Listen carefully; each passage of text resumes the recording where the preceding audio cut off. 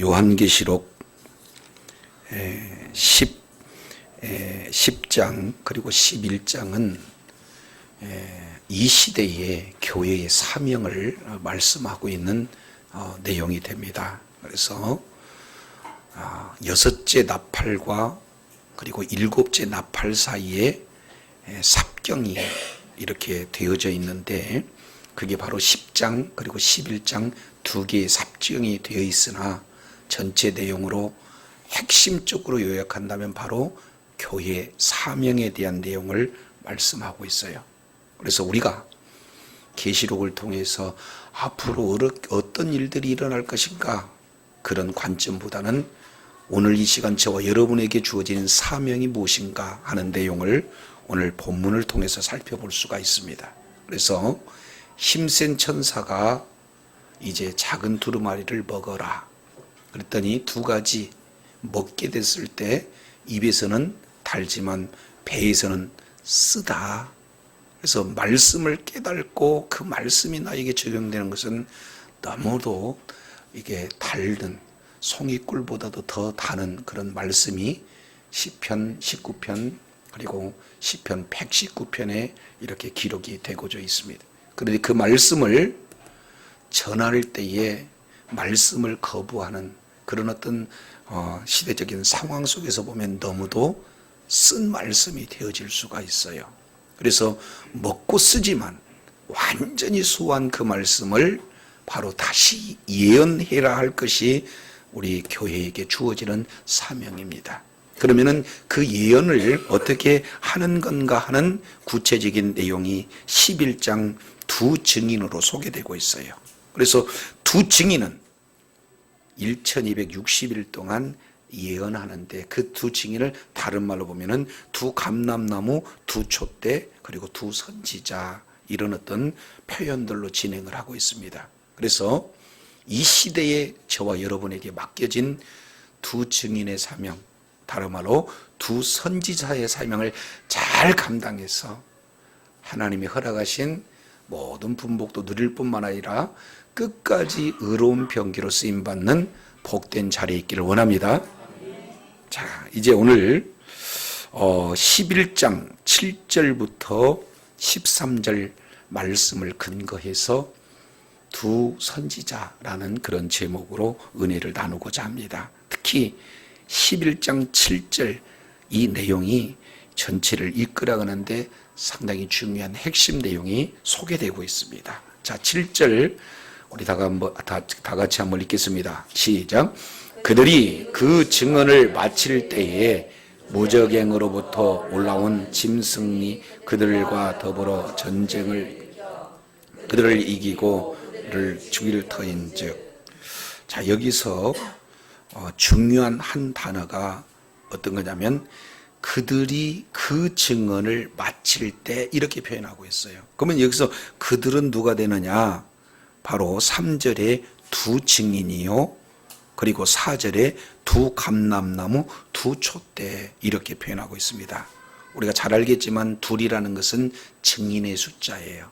그래서 이제 하나님의 말씀을 증언하는 그런 바로 사명적 존재로서의 교회를 지금 말씀하고 있어요. 그래서 교회가 끝까지 주의 말씀을 증언하는데, 우리 주님이 마태복음 28장 18절로 20절 내용을 통해서 보면은 땅끝까지 이르러 복음을 증거하는 최후의 그런 어떤 명령을 이렇게 말씀을 하고 있습니다. 그래서 그 말씀을 끝까지 전했어요. 그리고 그 전했던 그 증인의 삶을 마칠 때 하는 이 마친다는 내용은 원문 내용으로 보면은 완성하다라는 뜻이 이 속에 기록이 되고 있습니다. 그러니까 이제 하나님의 말씀을 붙들고 그 말씀을 증거하는 증인의 삶을 완성하다라고 본다면 예수님께서 이제 특별히 택하시고 택한 백성 모두가 다 이제 주님의 품으로 다 돌아오는 그런 모든 그런 완성이, 택한 백성이 다 돌아오는 그 복음의 완성되는 그때 그 시점을 이렇게 표현하는 거예요. 이제 더 이상 사명을 감당할 수 있는 그런 어떤 환경이 되지 않을 그럴 상황 때에 무적행으로부터 올라오는 짐승이 소개되고 있습니다. 그래서 여기서 나타나는 짐승, 이 내용은 어디에 있었다가 나오는 짐승이냐면은 무적행으로부터 올라오는 짐승, 이렇게 얘기합니다. 그래서 계시록에서는 짐승에 대한 소개가 많이 되어 있어요. 무려 33번이나. 근데 그 중에서 가장 먼저 소개되고 있는 장면이 11장 7절 무적행으로부터 올라오는 짐승입니다.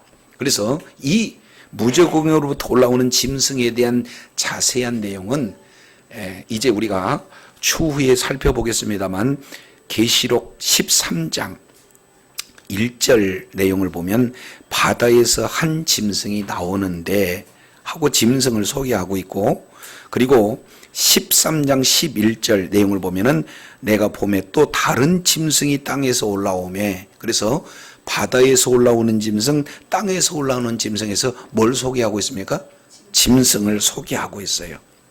근데 이 짐승 앞에 조금 표현한다면은 이렇게 한번 표현해 보겠습니다. 한번 따라하겠습니다. 그 짐승, 뭐라고요?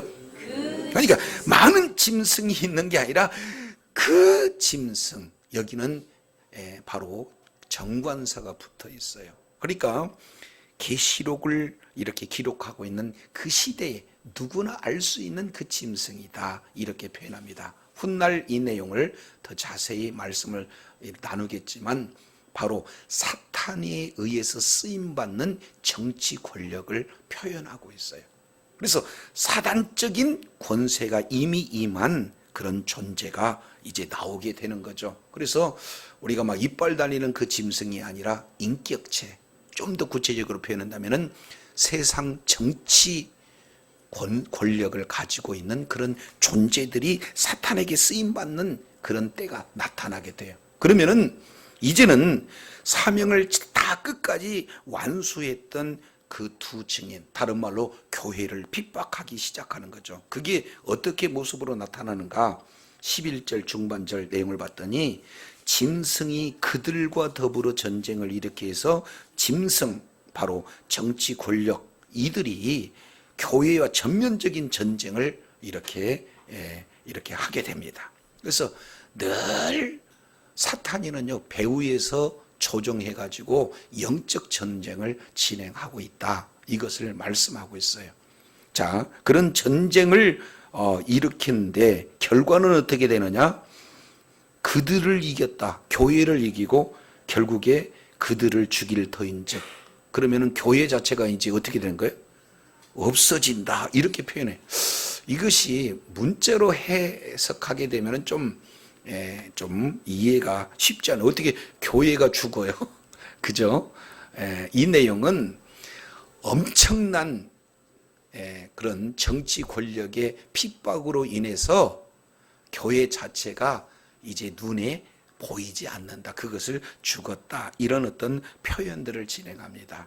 그래서 이 내용을 좀 더 구체적으로 표현한다면 지금도 북한에서 이렇게 신앙을 유지하고 있는 그런 사람들은 우리가 거기에 탈북한 사람들을 통해서 또 이렇게 미디어를 통해서 우리가 살펴볼 수 있잖아요.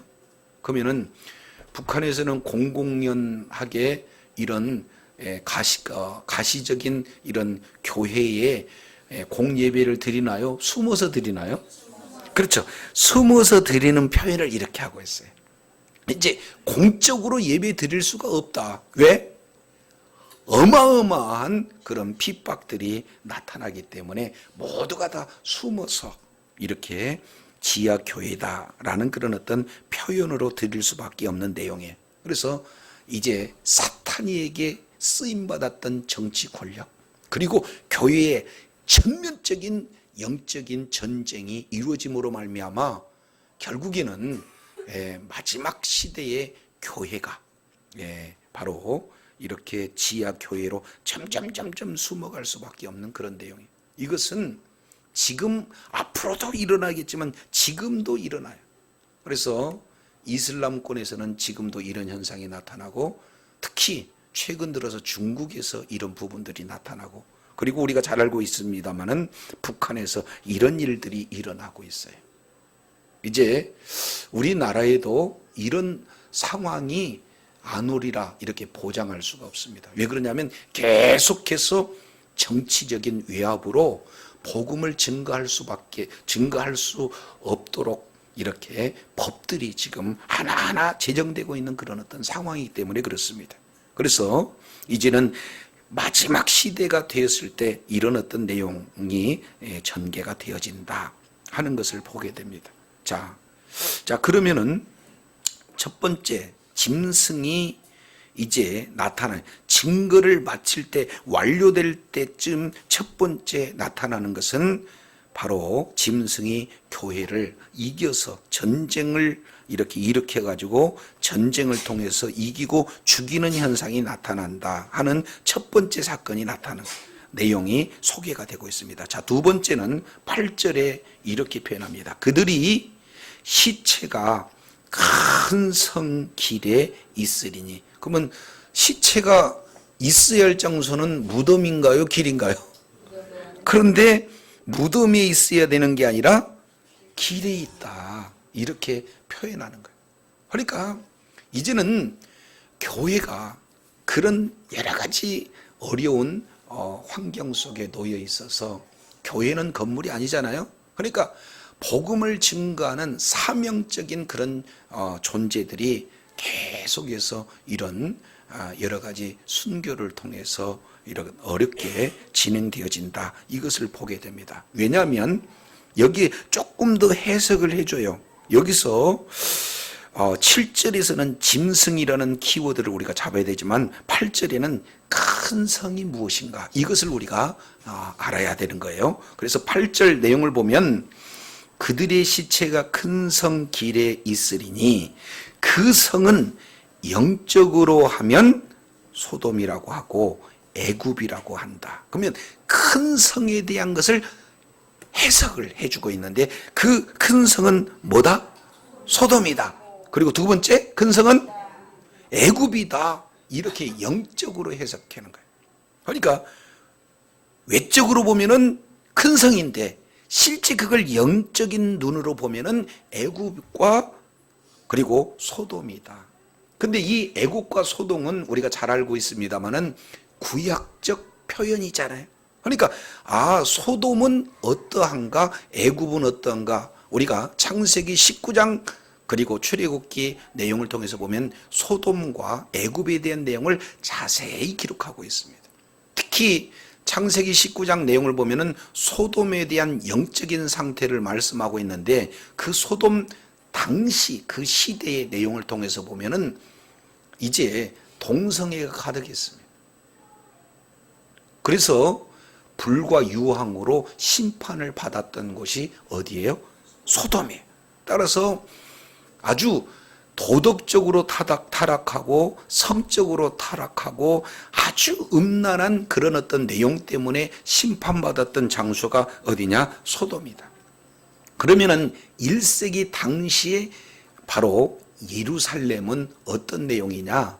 영적인 소돔과 같다. 그러니까 얼마나 성적으로 타락해 있는가 하는 그런 모습을 보여주고 있어요. 그리고 두 번째, 애굽 그러면은 이스라엘 백성, 하나님의 백성들을 이를테면 노예로 삼고, 그리고 많은 고역으로 힘들게 할 뿐만 아니라 핍박하고 있는 대표적인 그런 어떤 세상의 대표적인 모습으로 애굽을 말씀하고 있죠. 그래서 누구나 다 애굽 그러면은 무엇을 상징하고 있습니까?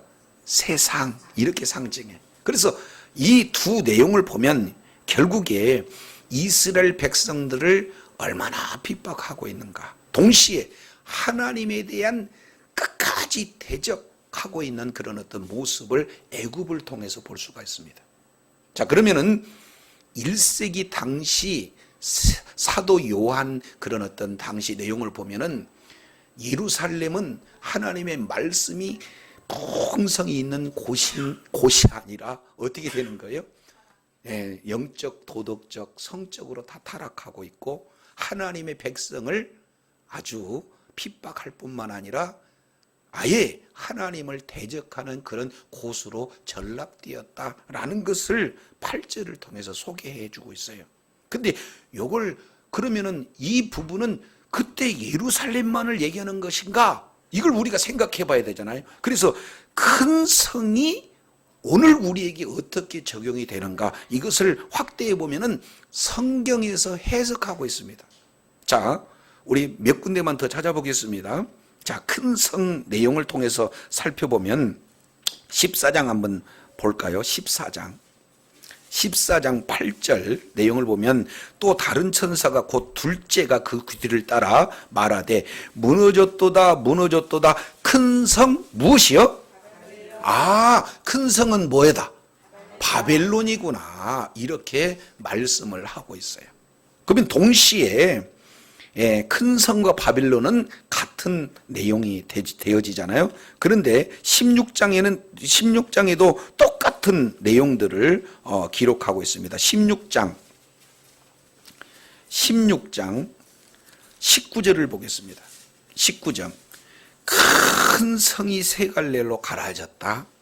만국의 성들도 무너졌다. 그 다음에 큰 성은 그 뭐다라고 표현합니까?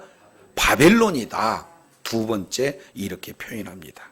자, 세 번째 내용은 17장이 기록되고 있습니다. 17장 어디를 보냐면은 18절이에요. 계시록에는 상당히 상징적인 내용들이 많이 표현되어 있어요. 그래서 17장 1절에 보니까 많은 무리에 앉은 큰 음녀 그랬잖아요. 그럼 우리는 어떻게 사람이 물 위에 앉아있는데 앉아있는 여자가 아주 음녀다 이렇게 표현하는데 이게 무슨 이야기일까? 설명하지 않으면 우리가 모르잖아요. 문자 그대로만 받아들이니까. 그런데 요한계시록 내에서 해석을 해주고 있는데 자, 그게 뭐냐? 다 해석을 다 해주는 거예요. 자, 8절에 보니까 짐승은 이렇다. 9절 일곱 머리는 이렇다. 다 해석을 해주는 해고 15절 물은 음녀에 앉은 물은 뭐다 이렇게 해석해 준 것처럼 18절에 이렇게 표현해 내가 본 바 여자는 땅의 임금들을 다스리는 뭐다? 큰 성이다. 큰 성이 곧 여자다는 거예요. 그러면 여자가 무엇인가 미리 해석을 해주기를 17장 5절에 그 이마에 이름이 기록되어 있으니 비밀이라 큰 뭐다? 그러니까 여자는 뭐예요? 바벨론이다 이렇게 해석해요. 또다시 18장에 보면은 2절에 힘센 음성으로 외쳐 이르되 무너졌도다 무너졌다 무슨 성? 큰 성 바벨론. 네 군데 찾았더니 큰 성은 뭐예요? 자, 이제 정리를 해보겠습니다. 자, 이제 예수 그리스도의 사명을 감당할 수 있는 교회, 그리고 우리가 사명적 존재로서의 성도, 우리가 임무가 최종적으로 완성이 되었다. 그 얘기는 이제는 모든 하나님께서 택한 백성들이 한 사람도 남김없이 다 예수를 믿었어요. 모두가 다 구원을 받았어요. 그러면 이후로부터는 복음을 전해도 더 이상 돌아올 사람이 있어요, 없어요? 없어요. 그럴 때쯤에 무적행이라는 것은 이게 끝도 없다, 바닥이 없다는 거예요.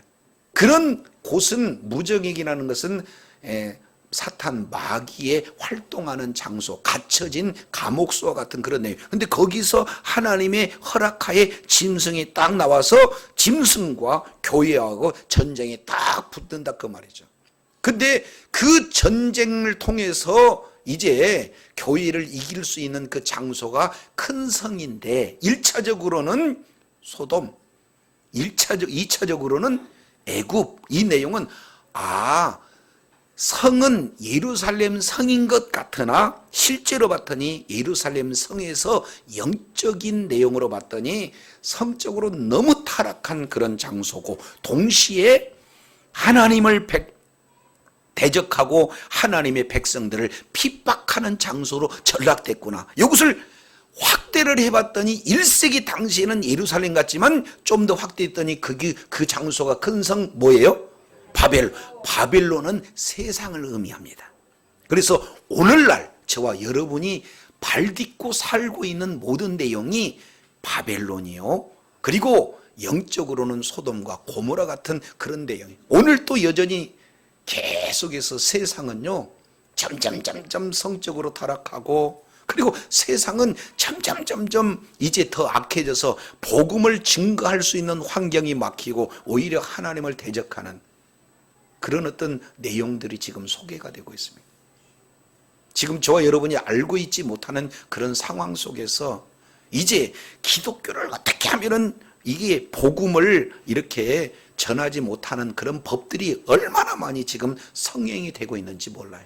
그런 법들이 통과가 되어지면 그 다음부터는 이제 우리나라에서도 큰 핍박들이 나타나게 될 수밖에 없는 그런 환경으로 되겠죠. 그래서 어느 정권이든 그 정권이 세워지면은 기독교에 대한 핍박이 점점 알게 모르게 강화되고 있는 그런 추세가 지금의 현재 모습이에요. 따라서 1세기 당시에 그 성은 예루살렘이지만 본질적인 내용으로 봤더니 그게 바벨론이요, 온 세상 지금의 우리들이 살고 있는 내용이다. 그래서 점점 타락해 가지는 그런 어떤 상황 속에서 저와 여러분은 복음을 증거하는 사명적인 존재로 이렇게 살아가는 모습을 지금 이렇게 표현해 주고 있는 거예요. 그래서 이제 성적으로 타락하는 사람 그러지 마세요 그러면 어떻게 되겠어요? 죽여요. 죽여. 네. 소돔과 고모라 시대에 동성연애로 아주 그냥 만연돼 있잖아요. 부모면 아이들 모두 마찬가지로. 그렇기 때문에 심판이 임한 거고, 우리가 역사상에 폼페이 그 화산 폭발을 통해서도 우리가 다 살펴보는데 얼마나 성적으로 타락됐는지 몰라요. 그래서 그냥 심판이 초래됐고, 예수님 당시 내용을 보면은 로마서 1장 18절 이하 내용을 통해서 살펴보게 되어지면은 이제 하나님을 영화롭게 하지도 않고 감사치 않고 오히려 하나님을 이렇게 영화롭게 하는데도 불구하고 사람들은 이제 짐승과 그리고 여러 가지 형상들을 섬기는 영적인 타락 현상이 결국에 뭐까지 연결이 되면 동성애까지 연결되는 그런 어떤 모습이에요. 그래서 그때나 지금이나 사실 비단 다를 바 없는 그런 시대 속에 우리는 주의 사명을 잘 감당해야 되겠기에 오늘 본문은 그때 내용이 아니라 저와 여러분은 오늘 동일한 이 본문의 시대에 살아가고 있다, 이걸 우리가 볼 수가 있어요. 근데 그런 상태에서 동성애 지적하면은 가만히 있어요? 이제 막 데모해요? 네, 데모해요. 대낮, 그냥 멀쩡한 대낮에 남녀가 그냥 완전히 음란한 그런 행위를 하고 시청해서 멀끔하니 하는데도 불구하고 모든 사람들은 보고 있는 이 시대입니다. 근데 그것을 다 괜찮은데 오직 기독교만 그거 안 된다라고 얘기하니까 얼마나 핍박을 받아요. 그렇지 않습니까? 두 번째, 이제 큰 성에서 패해가지고 그렇게 지적하는 기독교인들을 다 죽인다 그 말이에요. 네.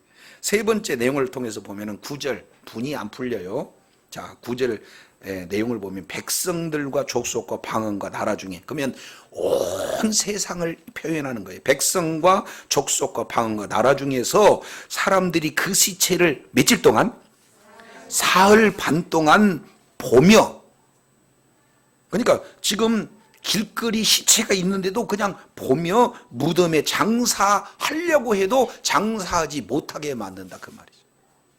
이 내용은 이미 시편 기자가 시편 79편 2절로 3절 내용을 통해서 시체를 가지고 장사하지 못하게 한다, 이 내용은 물론 우리나라에도 참 매장 문화를 통해서 이게 잘 익히 알 수 있지만 특히 이스라엘 백성들은 시체를 장사하지 못하게 만들었다. 이것은 그들의 엄청난 수치, 아주 잔인한 형벌 이렇게 받아들여요. 그러니까 오직 미웠으면 복음을 증거하는 그런 전도자들을 죽일 뿐만 아니라 죽여놓던 것을 거리에다가 두고 장사도 못하게 하는, 그러니까 우리 성도들 입장에서 봤을 때는 얼마나 그런 이제 수치를 당하고 있는가, 이런 내용들을 이렇게 보여줘요. 자, 그런데 10절 이 내용은 네 번째 사건이 나타납니다. 자, 10절 우리 다 같이 한번 읽겠습니다. 시작. 이 두 선지자가 땅에 사는 자들을 괴롭게 한 고로 땅에 사는 자들이 그들을 죽음을 즐거워하고 기뻐하여 서로 예물을 보내더라. 자, 전쟁 일으켰죠. 죽여서 길거리에다가 방치하죠. 아예 장사하지 못하게 하죠. 그리고는 그 다음에 그들이 하는 내용은 완전 축제예요. 내용을 봤더니 이렇게 표현합니다. 즐거워하고 그 다음에 기뻐하고 서로 예물을 보내더라. 이것은 구약 맥락에서 봐야 이 말을 조금 더 이해할 수 있는 내용이에요. 자, 우리가 잘 알고 있는 에스더서 내용을 통해서 보면 하만과 그리고 또 모르드게와 이렇게 싸움을 하잖아요. 그러죠? 그러니까 하만이라는 그런 자는 바로 모르드게를 너무 싫어했어요. 왜 그러냐면 모르드게는 정통 유대인이고 어떻게든지 하나님만을 섬기려고 진행을 했는데, 하만은 뭐라고 표현하냐면 그 무슨 족속입니까? 에돔 족속, 거기서 파생된 그런 내용이기 때문에 늘 대적 관계로 돼 있어요. 그런데 2인자라 권력을 다 가지고 있어요. 그래서 이제 모르드게를 완전히 그냥 자기를 신 받들듯이 이렇게 표현했는데, 모르드게가 그건 종교성이기 때문에 굴복하지 않잖아요. 그러니까 더 나가서 하만이 아예 모르드게 한 명을 없애는 것 가지고는 속이 시원하지가 않다. 아예 유대인 자체를 전부 다 말살시키겠다는 그런 계획을 세우잖아요.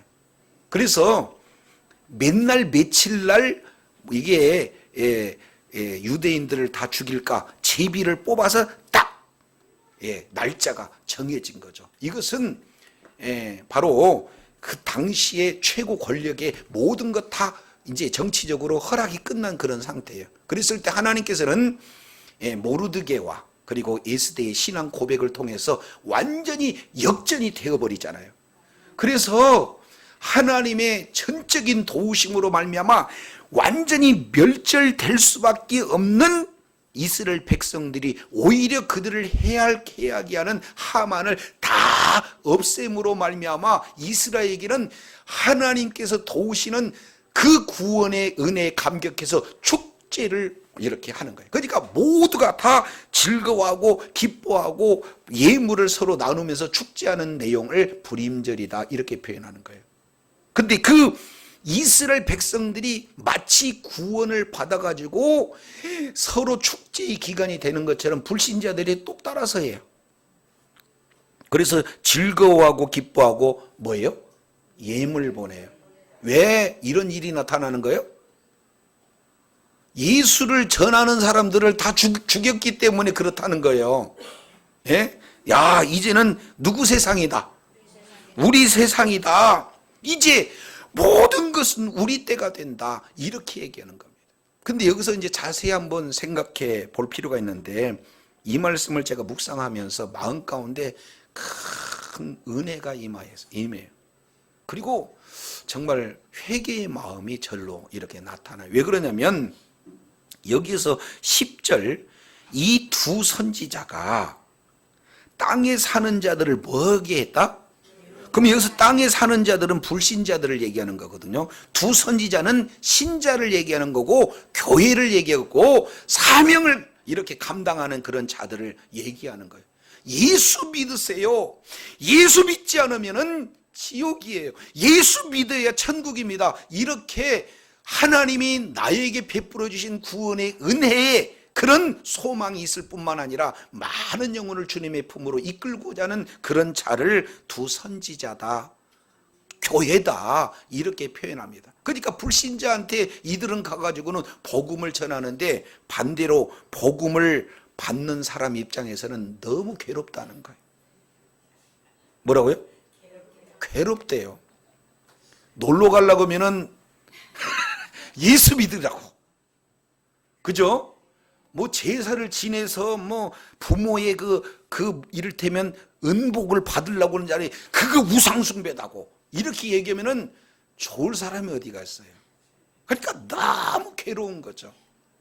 이것을 마태복음 5장 17절 이하 내용을 통해서 보면은 예수 그리스도를 믿는 믿음을 가진 자들을 소금과 빛이라고 얘기했습니다. 그러면 다른 말로 보면 에베소서 5장에도 똑같이 말씀하고 있는데 우리를 빛의 자녀라고 하거든요. 그러면 불신자는 다른 말로 어떤 자예요? 어두움의 자예요. 그러니까 어두움에 있는 자녀이기 때문에 뭔만 좋아해요? 어두움만 좋아해요. 가가지고 사기치잖아요. 사기쳐가지고는 돈을 많이 벌어. 그러면은 사기친 것은 싹 빼버리고 나는 이렇게 머리를 잘 써가지고 돈 벌었다라고 뭔가 그냥 후회에 막심하고 내가 다시는 그러지 않겠다 1번, 이렇게 했더니 이런 떼돈을 벌었다 2번 자랑. 어떤 게 맞는 것 같아요? 그들은? 근데 예수 믿는 사람은 그러면 안 된다라고 가서 질책하니까 얼마나 힘드냐 그 말이에요. 그렇지 않습니까? 그래서 계속해서 지적하고 계속해서 지적하고 그러는데 지적하는 사람들 너무 볼 때마다 힘이 들어요. 이것을 사도행전 19장 내용을 통해서 잠깐 이렇게 살펴봤더니 사도 바울은요 가가지고 복음을 전하는 그 곳에 봤더니 소동이 막 성이 소동이 일어났대. 뭐가 일어나요? 가가지고는 아니 은장색 요렇게 해가지고는 뭔가 우상을 만들어 가지고는 열심히 사업을 하는 사람한테 우상이다. 오직 예수님만이 주님이다. 이것은 우상이다. 그러니까 영향력이 있어 가지고는 다 이를테면은 우상 제품을 만드는 그 사람들이 다 이게 업의 문제가 심각하게 된 거 아니에요? 그러니까 막 성이 소동이 일어나요. 그러면은 그들은 어떻게 되면 사도 바울 잡아라. 어디 있느냐 막 특공대를 보낸다니까요. 그거 죽이지 않으면은 자기들한테 문제가 되니까. 그래서 나중에 24장에서는 사도 바울을 향해서 예전 성경은 이렇게 변했습니다. 24장 5절 내용을 보면 사도 바울한테 저는 연병이다. 지금 내용으로 보면 전염병이다. 그러니까 사도 바울이 가는 곳마다 다 전염돼 버린다 그 말이에요. 이 세계적으로 지금 돼지열병이 유행하는데 돼지열병 걸리는 돼지가 한 명 오면 어떻게 돼요? 한 명이래. 한 마리가 오면 그 주변에 다 번지는 것처럼 사도 바울은 마치 그들이 봤을 때는 전염병 내용처럼 가서 입만 떼면은 복음, 입만 떼면 예수 이렇게 가서 전했다는 거예요. 그러니 얼마나 괴로워요. 근데 이 내용을 봤더니 내가 가는 곳의 식당에 나를 전염병으로 받는가? 내가 가서 만나는 사람들마다 어떻게든지 조고 혼내지 않고는만 내가 견디지 않을 그런 존재인가 나를 봤더니 예전에는 좀 그런 것 같은데 최근 들어서는 이러지를 못해요. 그래서 괴로워요. 마음이. 여러분이 가는 곳곳마다 사람들이 막 소동이 일어나고 전염병 취급하는 그런 능력자들 되기를 바랍니다. 근데 너무나 그렇게 했더니 다 죽인대. 전쟁 선포에서 그잖아요. 가가지고는 밥 좀 차려줘라 그랬더니 교회 간다고 싹 나와버리지. 좀 방안 좀 청소했으면 좋겠다 그랬더니 교회 가버린다고 그러지. 그러니 뭐 이게 쉬운 일이 아니잖아요. 그래서 개인적으로든 가정적으로든 사회적으로든 모든 현상 속에서 예수 그리스도를 믿는 믿음을 가진 자들이 복음을 증거하는 곳곳에는요 어둠 가운데 있는 수많은 사람들이 빛이 들어가니까 어둠이 떠나갈 수밖에 없으니까 끝끝내 이렇게 핍박하고 이런 어떤 내용들이 지금 현실이에요. 그래서 전쟁을 이제는 마지막 이제는 모든 사람들이 다 이제 택한 백성이 돌아올 때 정도 되면 하나님이 일시적으로 허용해서 이런 사단 권세 가든 자들에게 능력을 일시적으로 허용하니까 전쟁이 일어나 가지고는 예수 믿는 사람들이 패하고 교회가 패하고 심한 경우에는 이렇게 아주 수치를 당하는 그런 어떤 모습이에요. 이게 우리들의 앞으로 진행될 모습입니다. 예수 믿으면 복받고 예수 믿으면 만사 형통합니까? 그것도 맞지만 그게 목적이 아니에요. 목숨이 끊어진다 할지라도 전염병 취급을 한다 할지라도 저와 여러분은 복음 들고 나에게 주어진 그 구원의 은혜에 감격한 자, 은혜에 감사한 자, 복음을 전하는 자리에 있기를 원합니다. 네, 그렇게 하게 되면은 어려움도 이런 핍박도 따라요. 그런데 이게 영원토록 된다면 우리의 문제가 심각하게 되는데 11절에 이렇게 표현합니다. 자, 11절 우리 한번 읽어볼까요? 시작.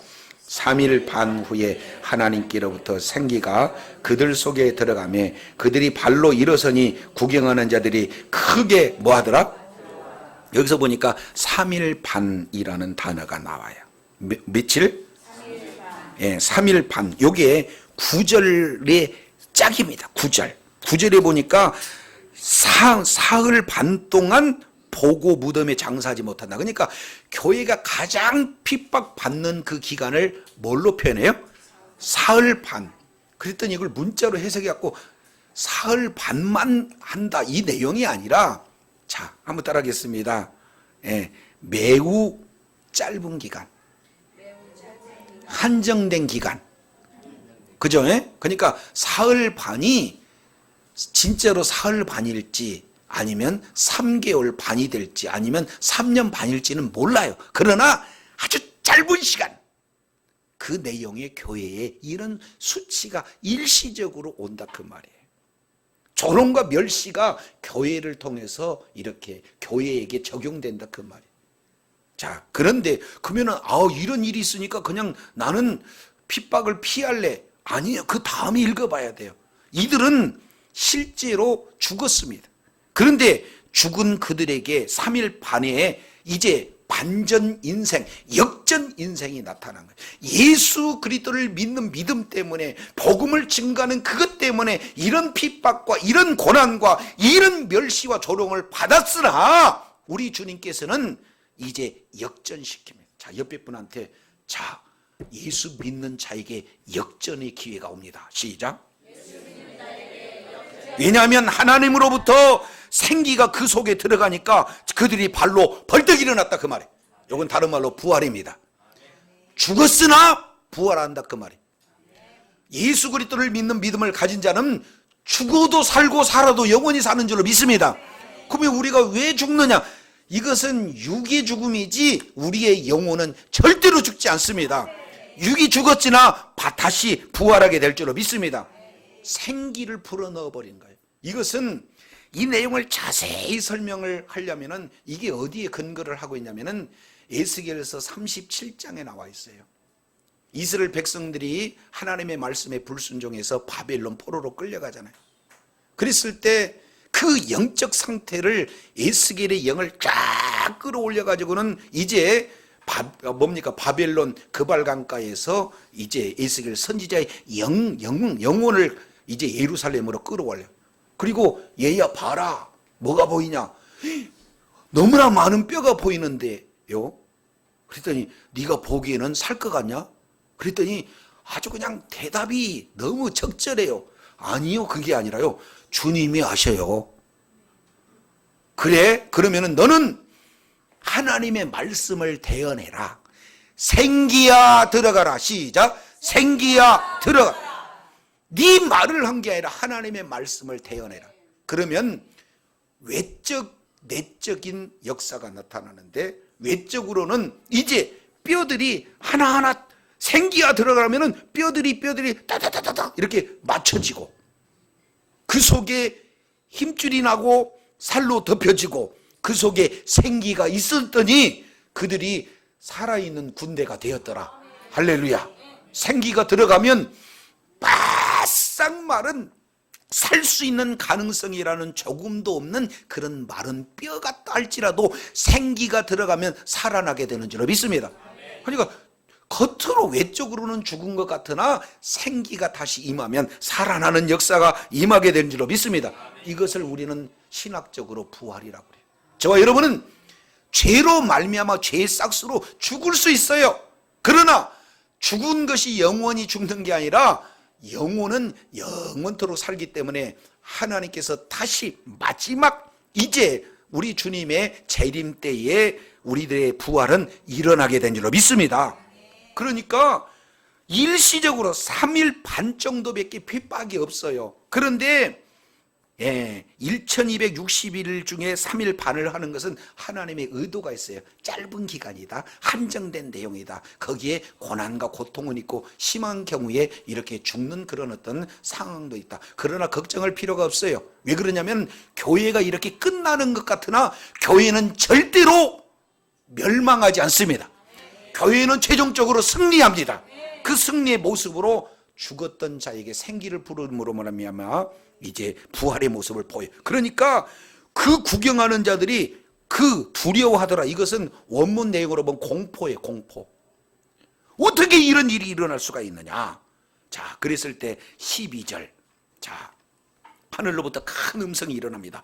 이리로 올라오라. 그러니까 그들이 듣고 구름을 타고 하늘로 뭐 했어요? 그러면 하늘로 올라갔다 하는 내용이 승천이에요. 그러면 세 개의 단어가 나오죠. 첫 번째 7절의 죽음, 두 번째 11절의 부활, 그리고 12절의 승천. 자, 죽음, 부활, 승천. 옆에 분한테 죽은 것 같으나 부활하고 승천했다네요. 시작. 이것이 최종적인 교회의 그림 모습을 우리 주님께서 지금 뭐 하셔요? 보여줘요. 교회가 건물이 없어질 수도 있어요. 지하교회를 숨을 수도 있어요. 심한 경우는 성도들이 죽을 수 있어요. 그러나 그것이 끝이 아니라 죽음 이후에 부활이 있습니다. 부활만 있는 게 아니라 승천합니다. 영원한 하나님 나라에서 영원토록 사는 것이 바로 최종적인 교회의 그림이요, 저와 여러분의 그런 비전인 줄로 믿습니다. 그러니까 진정한 승리는 교회예요. 아무리 정치 권력이 핍박을 한들 바로 최종적인 승리자는 교회일 수밖에 없습니다. 그렇기 때문에 지금 북한이 뭐라고 한들, 정부가 뭐라고 한들 최종적인 승리는 교회인 줄로 믿습니다. 이 내용을 지금 말씀을 하고 있어요. 그래서 13절에 이런 표현합니다. 우리 다 같이 13절 읽습니다. 시작. 그때에 큰 지진이 나서 성 10분의 1이 무너지고 지진에 죽은 사람이 7천이라 그 남은 자들이 두려워하여 영광을 하늘의 하나님께 돌리더라. 할렐루야. 자, 이제 어떤 일이 나타난 거예요? 하나님께 영광을 돌리는 역사가 나타났다는 거. 자, 여기서 첫 번째 큰 지진이 일어났습니다. 여기서 큰 지진은 이제 6번째 인을 띌 때의 그런 사건하고 똑같아요. 큰 지진이 일어난 거예요. 마지막 재림 그 상황을 표현을 해주고 있습니다. 그랬을 때 성 10분의 1이 무너졌다. 여기서 성 10분의 1이라는 이 성은 어떤 내용인가? 8절에 보니까 큰 성 예루살렘이요, 또 나가서는 바벨론 성이다. 그리고 이 세상을 얘기한다 그 말이에요. 다른 말로 본다면 성도들을 핍박하고 성도들을 죽였던 그 성에 사는 10분의 1이 뭐 하는 거예요? 다 무너지는 거예요. 아니, 완전히 무너져야 되는지 왜 10분의 1만 무너졌을까? 이것은 학자들이 해석을 할 때 좋은 해석을 해놨습니다. 이 내용을 통해서 본다면 10분의 1은 마치 11조와 개념과 같은 거예요. 10분의 1을 멸망했다는 것은 남은 10의 9도 다 멸망할 수 있는데, 특별히 10분의 1을 이렇게 표현하고 있는 것은 남은 10의 9에 대한 하나님의 사랑의 표현이에요. 이제 남은 10의 9가 회개하고 돌아오라는 여지를, 기회를 주신 줄로 믿습니다. 그러니까 우리 주님은 심판이 목적이 아니라 구원이 목적이에요. 계시록은 심판의 책이 아니라 구원의 책인 줄로 믿습니다. 그래서 끝까지 하나님을 대적하고 하나님의 백성들을 이렇게 죽이기까지 하면 수치를 줬던 그들에게도 끝까지 회개의 기회를 주시는 것이 10분의 1이라는 내용의 표현을 하고 있습니다. 그러나 지린에 죽은 사람은 7천이라 이 7천도 숫자로 해석하면 안 돼요. 7이라는 것은 7 곱하기 1000을 얘기하는 거죠. 1000이라는 것은 10 곱하기 10 곱하기 10이 1000이에요. 그러면은 7 완전수고 10의 완전, 10의 완전, 10의 완전 이 내용이거든요. 그러니까 완전한 심판을 진행하셨다 이렇게 표현하는 겁니다. 그런 모습을 보고 남은 자들이 이제 공포에 질려가지고 영광을 하늘의 하나님께 영광 돌리더라. 이게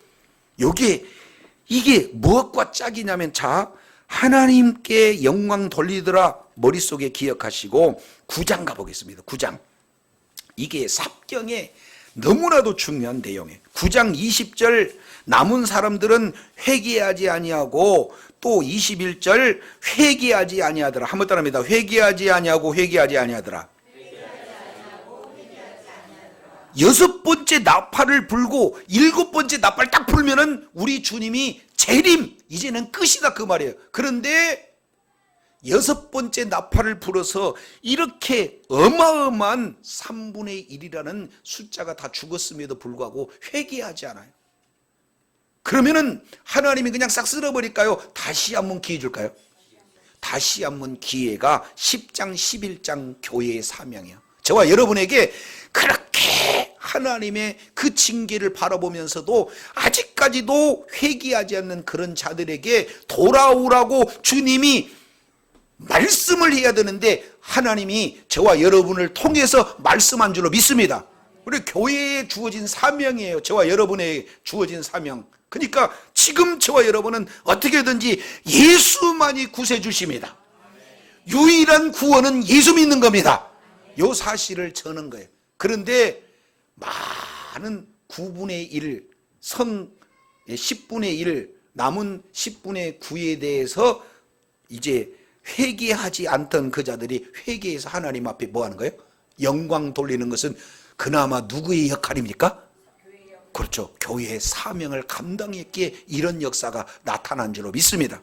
저와 여러분이 복음 전하지 않고 입 딱 다물고 있으면 고난도 핍박도 없어요. 그러나 주의 사명 감당하게 되면은 어려운 환난, 이런 어떤 내용들은 그냥 따라옵니다. 심한 경우 이렇게 수치도 받고 죽는 그런 현상이 나타나요. 그러나 겁먹을 것은 없는 것은 예수님이 모든 세상 사람들을 다 구원하시기 위해서 십자가에서 죽으신 줄로 믿습니다. 죽음으로 끝나는 게 아니라 예수님이 뭐 하셨어요? 부활하셨어요. 그리고 부활한 후에 우리 주님이 어땠습니까? 하나님의 나라로 승천했어요. 마치 예수님이 모든 세상 사람들을 구원하시기 위해서 죽으셨으나 부활하시고 그리고 승천하심으로 말미암아 영원한 하나님 나라에서 영원한 통치, 영원한 다스림 가운데 있는 그런 어떤 모습을 마치 저와 여러분 교회를 통해서 보여주고 있는 줄로 믿습니다. 그래서 죽음, 부활, 승천, 이 내용이 예수님에게 이미 성취됐던 그것을 마지막 시대 교회를 통해서 성취하고자 하는 것이 주의 뜻인 줄로 믿습니다. 오늘 이 말씀을 잘 깨닫고 교회의 사명을 잘 감당함으로 오늘 어렵고 힘든 상황이지만 모세와 엘리야와 같은 권능을 주셨어요. 그래서 한 영혼이라도 주님의 품으로 이끌고자 하는 아버지의 마음을 저와 여러분이 잘 깨닫고 구원의 확신 흔들리지 않을 뿐만 아니라 어렵고 힘들지만 주의 복음 잘 증거해서 사명 감당할 때 한 영혼이라도 주님의 품으로 이끌어 아버지의 마음을 흐뭇하게 할 때 저와 여러분을 통해서 주님께서는 크게 영광을 받으실 줄로 믿습니다. 이런 은혜가 주님 오시는 그날까지 풍성하게 임하기를 예수 이름으로 축원합니다. 기도하겠습니다. 하나님 아버지 감사합니다. 주님의 은혜로 오늘 이제 두 가지 삽경 중에 교회의 사명에 대해서 말씀하여 주시니 감사합니다. 끝까지 한 영혼이라도 주님의 품으로 이끌어 주님이 기쁘며 주님께 영광 돌리는 복된 은혜가 있게 하여 주옵소서. 예수님 이름으로 기도드립니다. 아멘.